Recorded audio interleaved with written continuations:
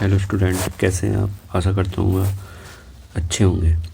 इससे पहली वाली वीडियो में हमने 2 क्वेश्चन सॉल्व कर लिए थे। अभी क्वेश्चन नंबर 3 देखते हैं कि यदि एक फंक्शन दे रखा है आर से आर में और एक जी फंक्शन दे रखा है आर से आर में और एफ एक्स कोस एक्स के बराबर है और जी एक्स 3x स्क्वायर के बराबर है, तब हमें ये सिद्ध करना है कि गोफ जो है वो फोक के इक्वल नहीं है। ठीक है, चलो सॉल्व करते हैं। क्वेश्चन नंबर 3 का क्या? ठीक है, यहाँ पे एफ जो मैपिंग दे रखी है हमारी वो दे रखी है आर से आर में और जी भी वो दे रखा है आर से आर में। ठीक है, एफ एक्स था हमारा कोस एक्स और जी एक्स था हमारा 3x स्क्वायर। ठीक है, तो सबसे पहले हम फाइंड करते हैं गोफ फंक्शन। तो गोफ होगा हमारा जी फंक्शन ऑफ एफ एक्स के बराबर। ठीक है, अब यहाँ पे जी एक्स वाले फंक्शन में एक्स के प्लेस पे हम क्या रखेंगे, एफ एक्स। ठीक है, चलो तो यहाँ पे जी एक्स दे रखा हमारा 3x स्क्वायर, तो एक्स के प्लेस पे रखेंगे एफ एक्स इसका होल स्क्वायर। अब एफ एक्स की वैल्यू क्या है, कोस एक्स है, तो ये आ गया 3 कोस स्क्वायर एक्स। ठीक है, ये आ गया हमारा गोफ की वैल्यू। अब हम वैल्यू निकालते हैं फोग की। तो फोग हमारा बराबर होगा F function of G X के बराबर। ठीक है, अब एफ एक्स वाले फंक्शन में एक्स के स्थान पर क्या रखेंगे, जी एक्स, और एफ एक्स तो हमारा कोस एक्स, एक्स के प्लेस पर रख देंगे जी एक्स। ठीक है, और जी एक्स की वैल्यू क्या है, 3x स्क्वायर, तो कोस और यहाँ पे आ गया हमारा 3x स्क्वायर, ये आ गया हमारा फोग। अब देखो गोफ जो है हमारा 3 कोस स्क्वायर एक्स के बराबर है, फोग जो है हमारा कोस 3x स्क्वायर के बराबर है, तो दोनों क्या है हमारे इक्वल नहीं है। तो हम लिखेंगे गोफ नॉट इक्वल टू फोग। ठीक है, अब आ जाओ इसके सेकंड पार्ट पे। देखो सेकंड पार्ट क्या है इसका, ये है ख क्वेश्चन क्या हमारा हो गया। एक अवकल समीकरण दे रखी है Y D X plus X minus Y square D Y is equal to 0। इसका व्यापक हल ज्ञात करना है। ठीक है, चलो इसको देखते हैं। ख पार्ट, तीसरे का ख।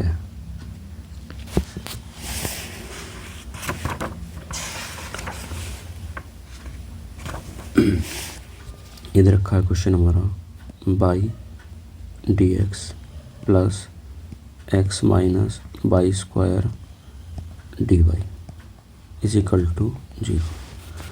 फर्स्ट ऑफ ऑल क्या करेंगे, बाई डी एक्स को दूसरी साइड ले जाएंगे, तो यहाँ पर रखेंगे X minus Y square D Y is equal to minus Y D X. ठीक, बाई से पूरी इक्वेशन को भाग कर देंगे, तो X upon Y minus Y square बटे बाई। ठीक है, और ये आ गया हमारा डी वाई इजिकल टू इधर हो गया माइनस डी एक्स। बाई से बाई कैंसिल हो गया, यहाँ पे डी वाई ले जाएंगे डी एक्स की साइड, एक्स बटे Y minus Y is equal to हो गया माइनस डी एक्स बटे डी वाई। ठीक है, अभी डी एक्स बटे डी वाई लेफ़्ट साइड में ले आएंगे, तो ये हो गया डी एक्स बटे डी वाई और प्लस एक्स बटे वाई इधर ही रखेंगे और बाई ले जाएंगे राइट साइड में। ये इक्वेशन बन गई हमारी, स्टैंडर्ड इक्वेशन बन के आ गई हमारी। इसको मान लिया हमने इक्वेशन फर्स्ट। ठीक है, अब ये जो इक्वेशन हमारी ये डी एक्स बटे D Y plus P X is equal to Q की फॉर्म की है, तो हम इस इक्वेशन की तुलना इसी डी एक्स बटे D Y plus P X is equal to Q से तुलना कर देंगे, से तुलना करने पर, ठीक है। इसमें एक पेज और ऐड कर लेते हैं। ये था हमारा यहाँ पे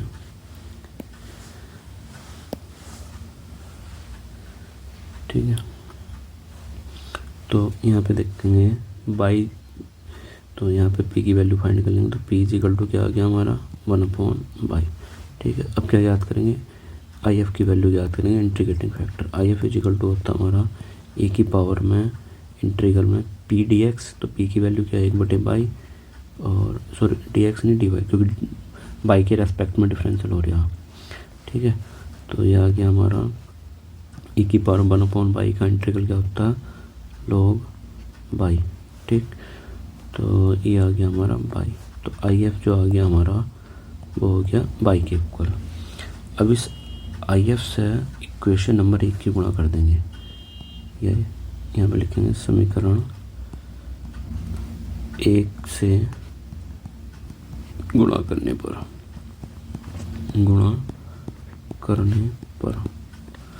तो जब गुणा करेंगे तो ये आ गया बाई, और इक्वेशन 1 थी हमारी डी एक्स बटे डी वाई प्लस एक्स बटे बाई, और इधर था हमारा बाई था ना, तो ये हो जाएगा बाई स्क्वायर, ठीक है। अब क्या करेंगे, यहाँ पे इसका इंटीग्रल कर देंगे। तो इधर तो बचेगा हमारा बाई इंटू एक्स, और इधर हो गया हमारा इंटीग्रल में बाई स्क्वायर डी वाई और प्लस का सी। बाई स्क्वायर का इंटीग्रल क्या होगा भाई, पहले इधर लिख लेंगे बाई इंटू एक्स, और बाई स्क्वायर का इंटीग्रल होगा बाई की पावर 3/3 और प्लस का सी। ये इसका हमारा सॉल्यूशन आ गया, ठीक है। अब इसका नेक्स्ट क्वेश्चन देखते हैं। देखो क्या है क्वेश्चन पे, आ जाओ। ये है हमारा गे, सिद्ध करना है कि ये 3 बिंदु दे रखे हैं हमारे, ये एक समकोण त्रिभुज के शीर्ष है, ठीक है। तो हम क्या करेंगे, सबसे पहले इन तीनों बिंदुओं को क्रम से ए बी सी मान लेंगे। चलो तीसरे का गे देखो, तो पहला बिंदु ए, ये हमारा 4 4 2, दूसरा बिंदु बी, ये हमारा 3 5 2, तीसरा बिंदु है सी, ये हमारा -1 2, ठीक है। तो अब क्या करते हैं, ए बी भुजा, भाई ए शीर्ष बी से ए बी भुजा बनेगी, बी सी से बी सी भुजा बनेगी, और ए और सी से ए सी भुजा बनेगी। तो हम फाइंड करते हैं ए बी के डी आर्स। ए बी के डी आर्स क्या होते हैं, x2 - x1, है ना, सॉरी, जैसे ये दे रखा हमारा ए, तो इसके बिंदु क्या है आपके x1/1 z1, और इसके x2/2 z2, तो हो गया x2 - x1, ठीक है। तो x2 3 में से 4 घटाएंगे तो कितना आएगा -1, y2 - y1 5 में से 4 घटाएंगे 1, है ना, और z2 - z1 2 में से 2 घटाएंगे, ये आ गया हमारा 0, ठीक है। ये फॉर्मूला होता है जब दो बिंदु दिए हों हमारे, तो डी आर्स कैसे फाइंड करते हैं। इसी तरह से अब बी सी के डी आर्स फाइंड करेंगे। बी सी के डी आर्स, बी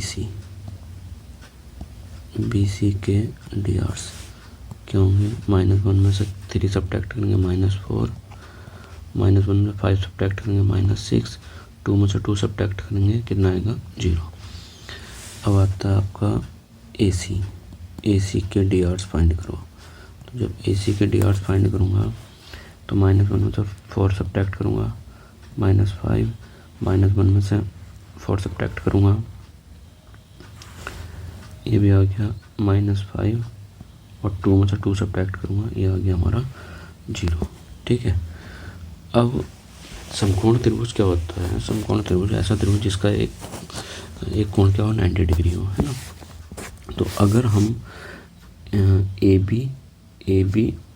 बी और ए सी के डी आर्स, ए बी और ए सी के डी आर्स, ए बी के डी आर्स को आप ही कह दो कि ये क्या है, A1 B1 और C1 है, ठीक है। और ए सी के डी आर्स को आप ये मान लो ये है A2 B2 और C2 है, ठीक है। अगर मैं इनके आपस में गुणा करके लिखूँ, गुणा करके जोड़ दूँ ना कि A1 A2 plus B1 B2 plus C1 C2, तो क्या वैल्यू आएगी हमारी, देखते हैं।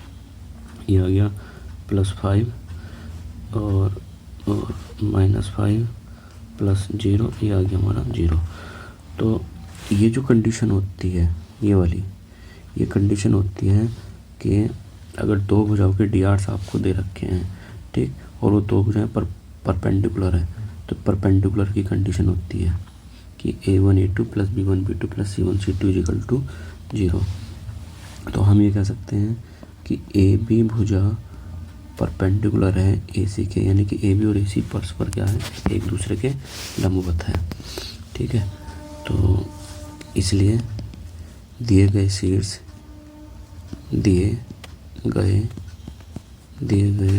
क्या हैं, दिए गए शीट्स समकोण त्रिभुज के शीट्स हैं, समकोण त्रिभुज के शीट्स हैं, ठीक है। क्योंकि जब ए बी और ए सी के बीच 90 डिग्री का कोण बनेगा तो ये त्रिभुज कैसे हो जाएगा, समकोण त्रिभुज हो जाएगा, ठीक। अब इसका नेक्स्ट क्वेश्चन देखते हैं, देखो क्या है। थर्ड का क्वेश्चन नंबर है, ये दो मैट्रिक्स दे रखे हैं, ठीक है, ये एक दूसरे के इक्वल हैं, तो तब हमें एक्स वाई जेड के मान याद करने हैं, ठीक। चलो देखते हैं इसको। तीसरे का क्या है,